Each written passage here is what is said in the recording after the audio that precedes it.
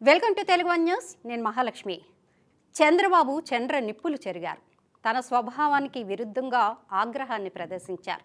Skill కేసులో తనను అక్రమంగా అరెస్టు చేసినప్పుడు కూడా ఆయన శాంతంగానే ఉన్నారు. న్యాయస్థానాల్లోనే తేల్చుకుంటానని, తనపై కేసే తప్పంటూ క్వాష్ పిటిషన్ వేశారు. ఎక్కడ ఆగ్రహాన్ని ప్రదర్శించలేదు. జనాలకు సంయమనం పాటించాలని పిలుపు కూడా ఇచ్చారు. అయితే తాజాగా ఆయన పట్టాదారు పాసు పుస్తకాలపై జగన్ బొమ్మలేంటంటూ ఫైర్ అయ్యారు. వారసత్వంగా వచ్చిన భూమికి సంబంధించి పట్టా పాసు పుస్తకాలపై జగన్ ఫోటో విషయంలో మాత్రం ఆయన పట్టరాని ఆగ్రహంతో ఊగిపోయారు. ఆ భూములను వాళ్ళ తాత తండ్రి ఇచ్చారా అంటూ నిలదీశారు. మన పెద్దలు మనకు వారసత్వంగా ఇచ్చిన పుస్తకాలపై సైకో జగన్ ఫోటోలను సమర్థిస్తారా అంటూ జగన్పై చంద్ర నిప్పులు చెరిగారు. అంతేకాదు, ఆ పట్టాదారు పాసు పుస్తకాలను చించి పారేశారు. కాకినాడలో ఎన్నికల సభలో ఆయన ఆగ్రహం అంబరాన్ని తాకింది. చంద్రబాబు ఆగ్రహం ధర్మాగ్రహమేనంటూ సభికులు చప్పట్లతో మద్దతు పలికారు.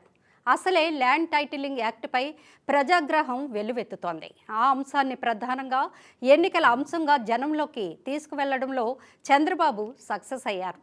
ఆయనకు తోడుగా కూటమి భాగస్వామ్య పక్షాలు కూడా ల్యాండ్ టైటిలింగ్ యాక్ట్ దుర్మార్గమైందన్న చర్చ ప్రజల్లో విస్తృతంగా జరిగేలా ప్రచారంలో ఆ అంశాన్ని ప్రముఖంగా ప్రస్తావిస్తున్నారు.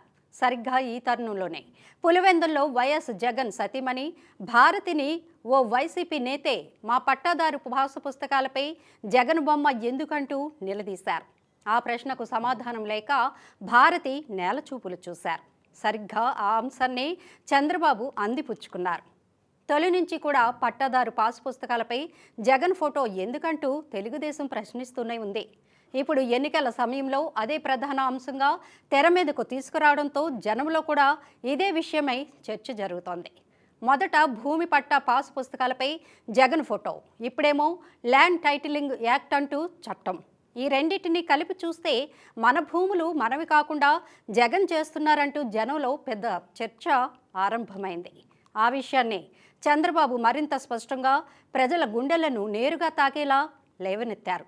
జగన్ తీసుకువచ్చింది ల్యాండ్ టైటిలింగ్ యాక్ట్ కాదని, అది జగన్ ల్యాండ్ గ్రాంబింగ్ యాక్ట్ అని చంద్రబాబు భాష్యం చెప్పారు. ఈ చట్టం అమల్లోకి వస్తే పట్టాదారు పాసు పుస్తకం ఉండదు, పత్రాలు ఉండవు.